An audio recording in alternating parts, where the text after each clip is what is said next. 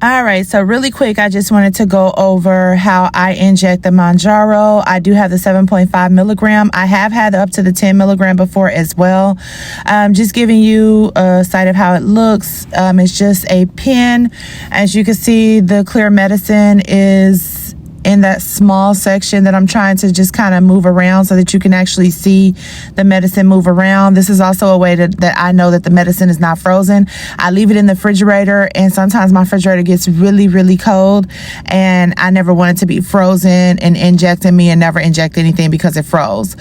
Here's the pin that I push. Right next to it is the lock button, or the lock where you just twist it to unlock it. I wouldn't twist it to unlock it until I'm actually ready to take it, because even right now that medicine is ready to come out as soon as possible. The gray part is where you take the top off so that you can actually expose the needle. I would definitely not take it off and put it back on, just in case you're not ready to take it right now.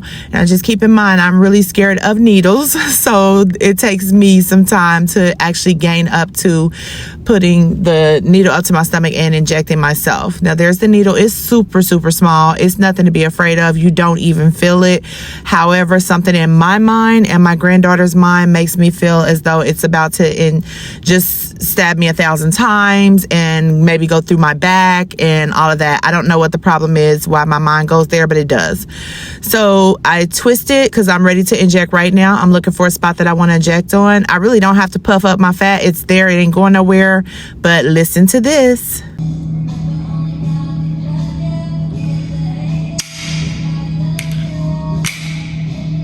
All right, so you heard that, right? That was the injector. It just basically injects the medicine into my stomach. You hear it.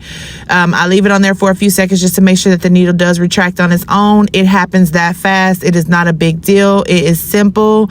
I went from 323 and I dropped all the way down to 290 as of the other day.